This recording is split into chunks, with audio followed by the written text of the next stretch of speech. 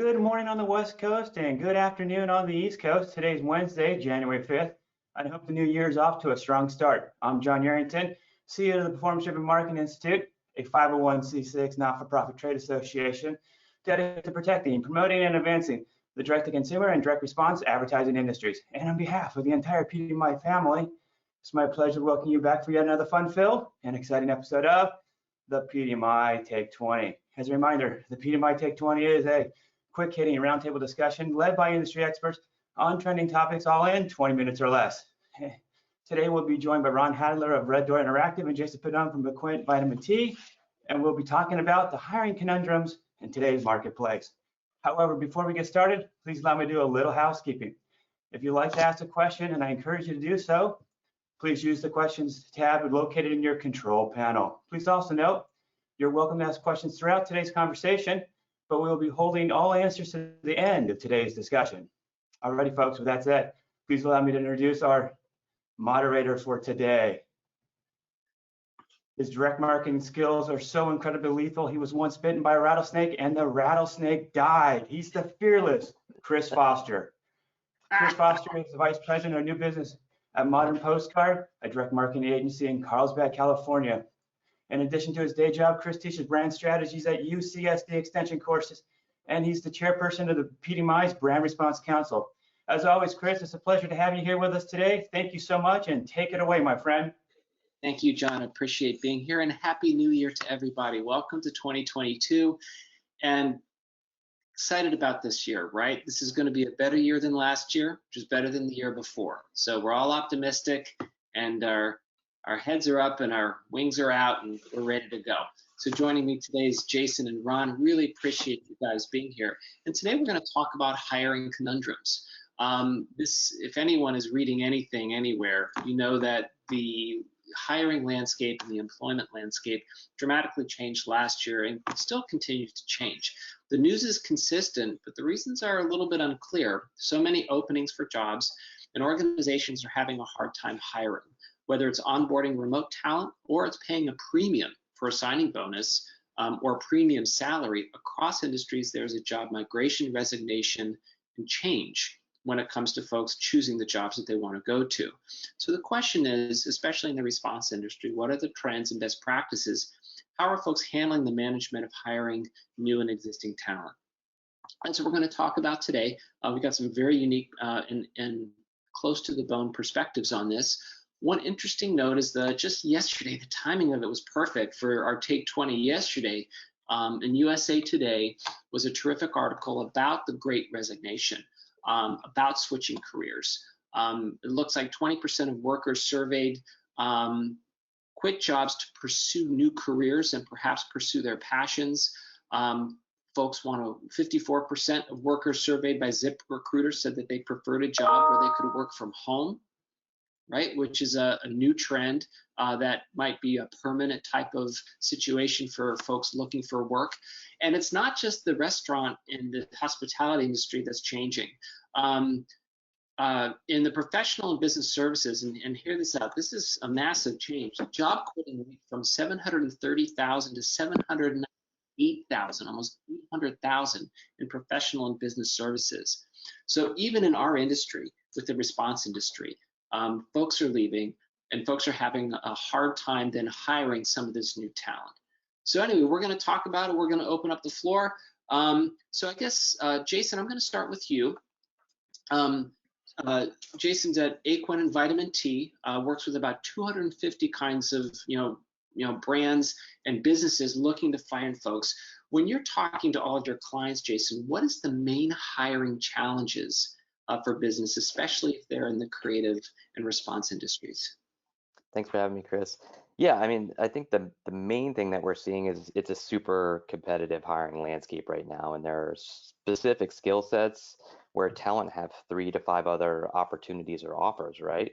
So the two things that we're consistently seeing is, one, all talent want remote roles. We've been working in a remote environment for the last 2 years, and the majority of those talent want to stay in a remote environment moving forward. Even going to a hybrid model limits your talent pool pretty substantially. And if you're moving to 100% on site, that is like a deal killer. I mean, it's much, much harder to fill those roles no matter who you are, even if you're, the biggest companies nationwide.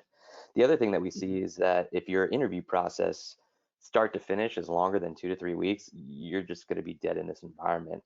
Most talent that are really good mid to senior level are on and off the market in roughly 2 to 3 weeks. So those two things are what we typically see as kind of the main challenges. That's fascinating. It's, and I'm sure that you're seeing that a little bit more real time than some of the reports and surveys, because the survey had indicated from SHRM that it was a 36-day hiring window, but you're like, no.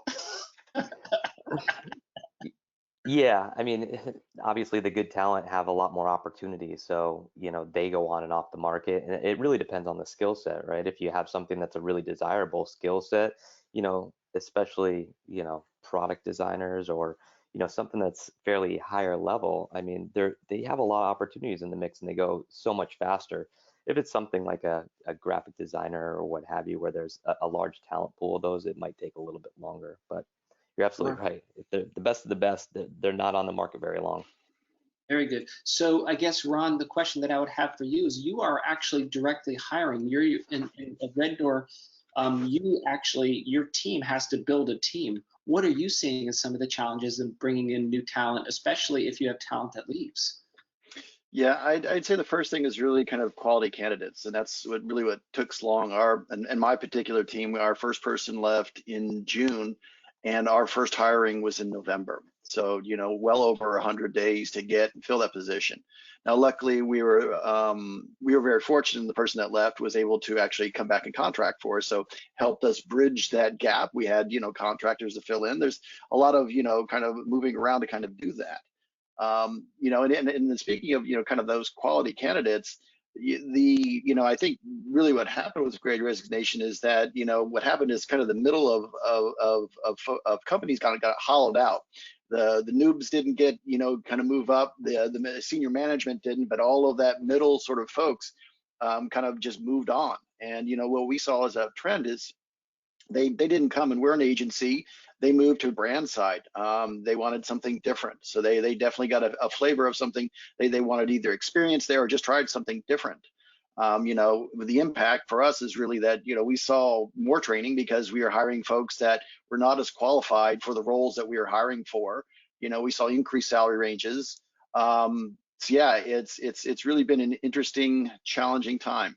And of course, more people wanting to work remotely, and just from all over the country. I think impacting culture in the sense that you now have people spread, and so how do you build that culture really virtually?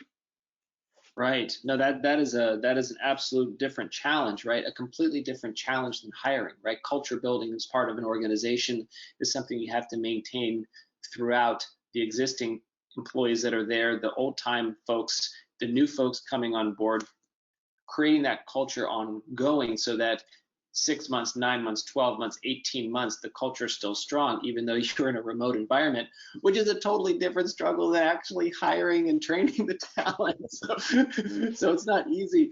You had mentioned, Ron, increase of salary ranges. Jason, have you found that folks are, catapulting their salaries once they land, or something that's by request, or as a mandatory thing to happen when they get hired? Yeah, I'm definitely seeing the salary ranges are usually 10 to 20% higher than what they were, 2 or 3 years ago. I think because this past year, everybody was hiring in a direct hire capacity, or the majority were, just because the year prior to that, they did more temp just because there was so much uncertainty that they couldn't get as much like headcount approval, that they just went crazy and tried to hire as many people as they can. And then, now there's, not enough candidates for the open roles, right? So those candidates can demand higher salaries, but it definitely makes a tougher situation when you have someone with less experience that's currently on the team, and then you're hiring someone 10, 20% over that. Right. So you had mentioned that even for youngsters and like youngsters, even folks with less experience, but they're actually able to get higher salaries. Absolutely. They're negotiating like crazy. There's definitely been a few stories that I've had lately where, we placed somebody on either a temp contract, 2 years ago, and they've negotiated, a perm role with another client at a substantially higher salary, or they were in a temp capacity and now they were offered a full-time role. And that salary was, 20, 30K higher than what they were originally presented at in just 1 year. So it is substantial, and there's definitely some crazy things happening. What's interesting too is that this puts pressure on an organization, right? Because it's not like a business can snap their fingers and increase revenue by 20 or 30% to cover a 20 or 30% increase in salaries across the board. So it's I think very interesting to see what kind of pressures are being put to bear on some of these folks.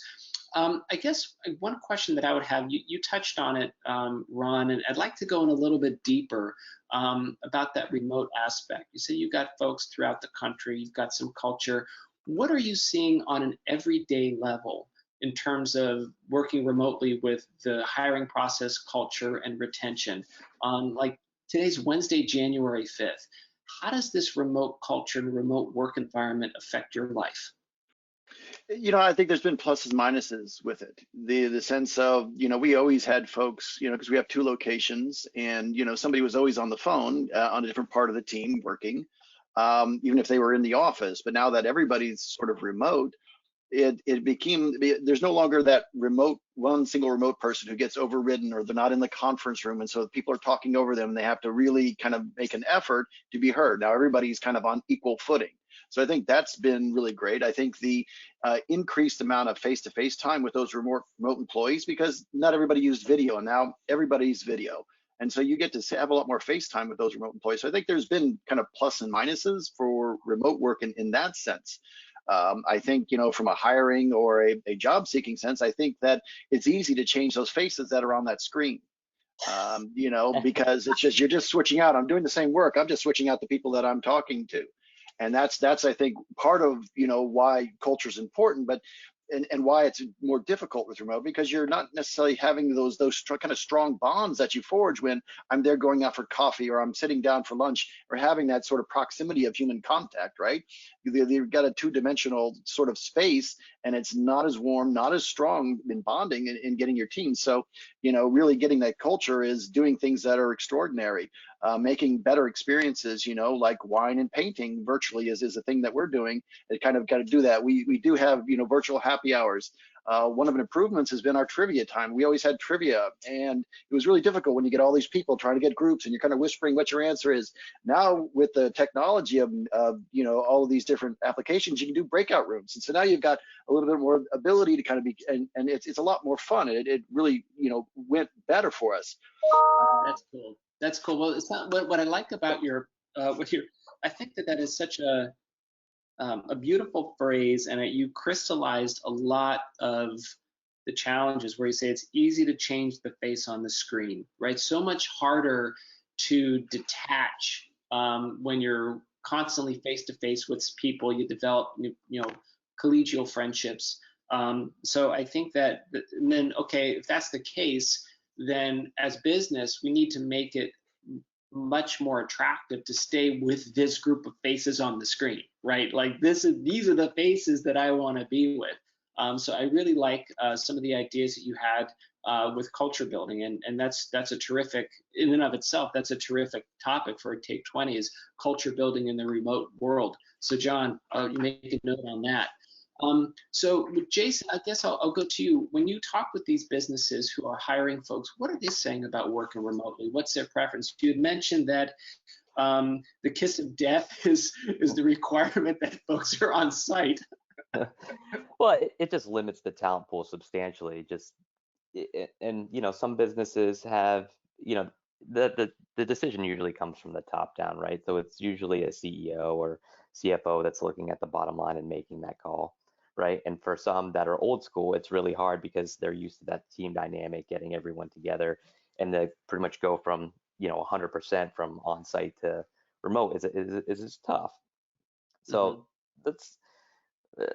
you know, it's just, it's tough because we try to over educate our clients as to what we're seeing and what are those, deal killers. And, when you're sourcing, you just have to educate them that, hey, this role could take 2, 3, 4 months to fill, where it normally would take a lot less because, you know, everybody else is working remote or hybrid, and that's what people want. So, I think overeducation is the key during this time right now, based on what we're seeing, and how to best move the interview process and those things forward.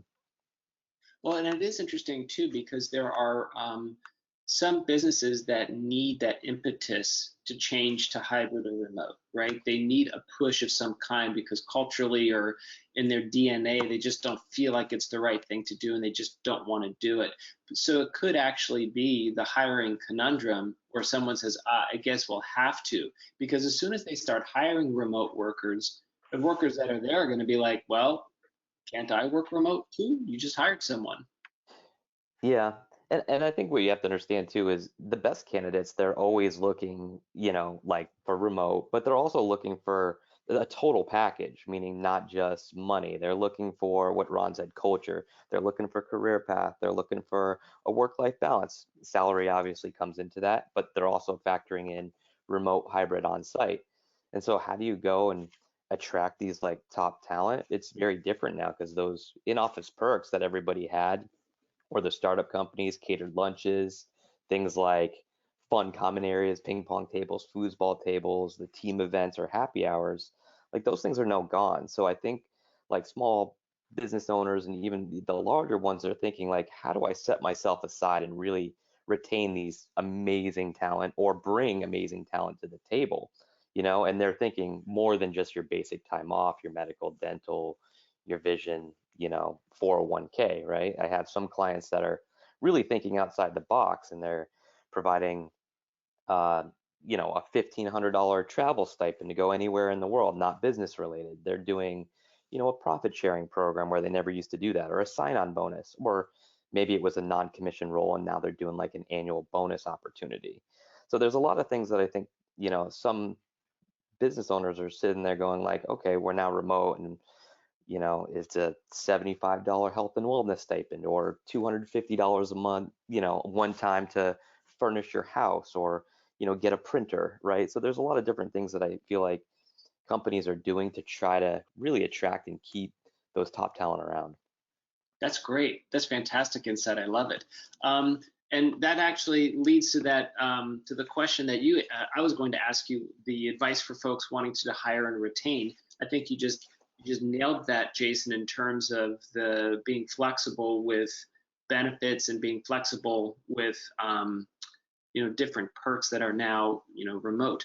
I guess Ron, I would turn that over to you. In your very competitive hiring environment in the agencies, there are other agencies that your employees can go to, or like you mentioned, that middle tier, getting, moving themselves maybe to the brand side instead of agencies. What advice do you have for other agencies or other marketing folks that are on the line now to say, man, I really want to figure out how to hire and retain good talent? What would you say to them? Yeah, good question. The thing is, this is a marketing audience. Use your marketing skills. Just because you have the folks who are in your career in HR, they may not have the marketing skills, but they need to have and use those marketing skills, right? Are we placing ads in the right places? I think that making sure that you are putting your job opportunities where folks congregate, those subject matter experts, where do they congregate online? Making sure that you're putting those ads there, not just putting it on Indeed or LinkedIn, but making sure that you're actually putting them where they congregate. And so they understand that maybe this is a unique and interesting opportunity. The other thing is making sure you are using one of those natural resources, your employees. Some of our best employees come from referrals. Make sure you're harvesting those networks and getting in there and getting those opportunities and making sure that they have the right people, because when they come on board, they've got somebody that's already there. They've got that culture working. They've got that friend to lean on. So that really kind of keeps them there also. That's fantastic. I love that idea.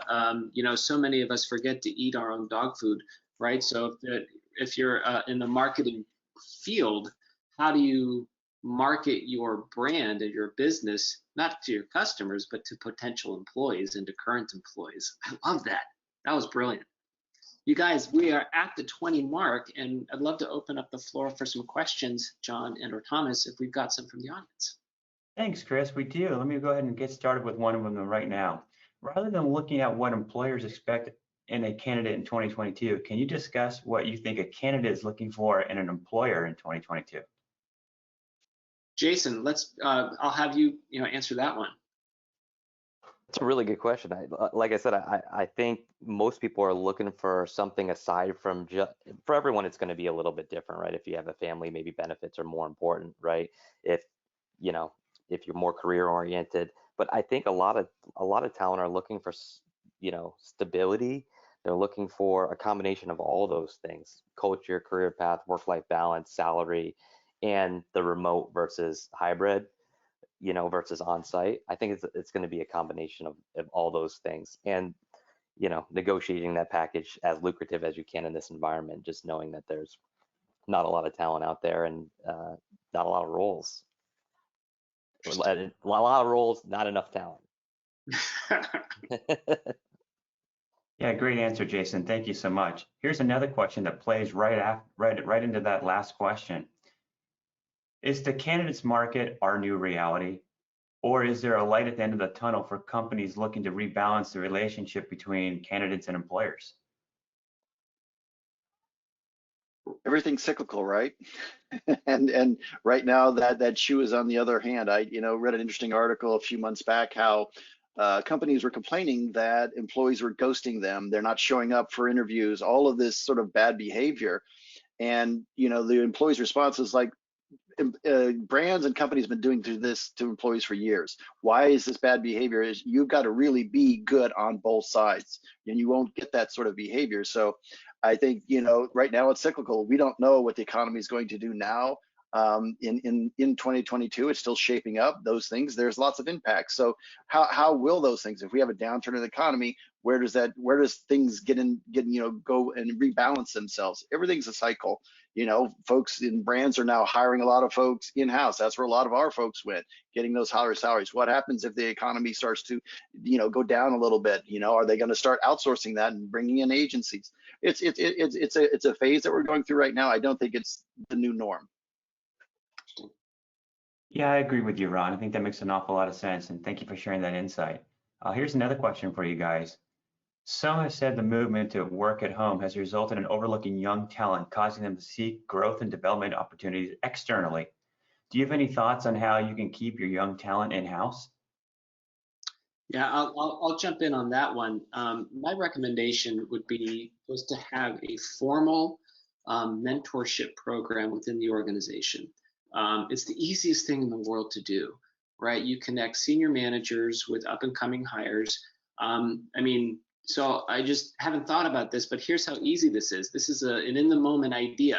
You just launch a survey and you're an employee and you want to connect, rank the managers that you would like to be menteed by. So easy, right? So easy. The HR person could look at that survey and start making connections. It's a lunch date. It's 45 minutes, it's 30 minutes, whatever it is. And to Ron's point about FaceTime, in previous life, especially if you had a multi-floor building, guaranteed people on 2 floors up would interact with the folks 2 floors down. Just never happened. It just wouldn't, right? But now those kind of interactions are much more available, especially to a youngster. And then the job of senior management is to cultivate that talent as best as possible. And so that talent, if that talent's ready to leave, they're prepared to leave, but then it's the brands or the agencies or the culture's job to make their culture so attractive that the talent doesn't leave, that instead they grow in their skill sets in depth and in breadth, and then they want to contribute back to the business that helped them grow, right? So that's the job. So my advice would be a mentorship program where you're saying, okay, what can I give to this new employees, and what are some things that we can mark in terms of some type of culture or career growth that increases their skill sets in depth and in breadth, and also helps their soft skills grow too. That would be mine. toss it out. Great answer there, Chris. We definitely have a shadowing program at Red Door, and so I think that's right, spot on. So it definitely gives that opportunity. What I found during this period is that the young folks who didn't have as much experience, maybe as the folks who left, really stepped up. We provided that opportunity to allow them to kind of bid in, and I'm here to say I was absolutely stunned at how well they did. They took it on, they rose to the challenge, and they met it. And it was fantastic. I'm getting almost goosebumps thinking about it. Just giving them the right opportunity, folks met the challenge. And that's, I think, where we were maybe a little trepidatious as managers to say, oh, well, they need more experience, they need more of this, and just giving them the opportunity, they took it. Nice. You know what, actually, Ron, I think that speaks to your culture at Red Door, right? That you hired the right people who want to contribute and grow, and so they were eager for the opportunity. So congratulations to you and the folks at Red Door for creating that culture and that space to make it happen.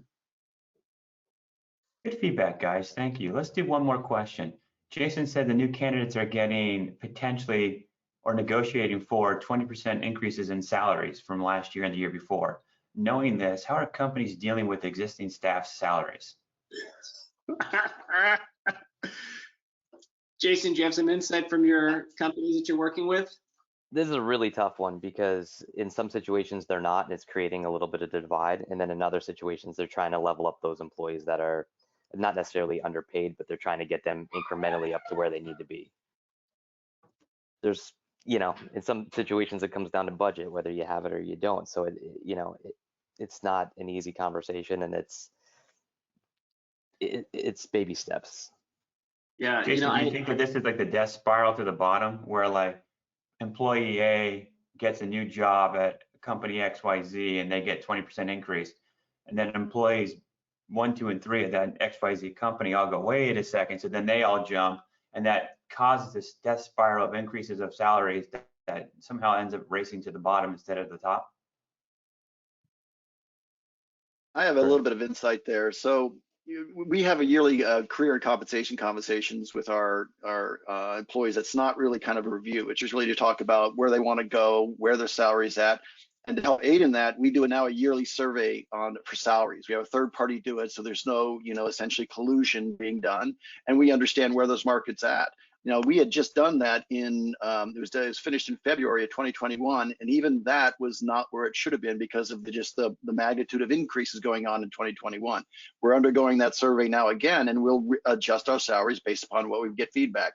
But that's the way you kind of can stay on top of that and making sure that you're not being gamed, because we definitely came across folks who are just like, hey, my uncle said I should really push, and they're pushing just to push. Right.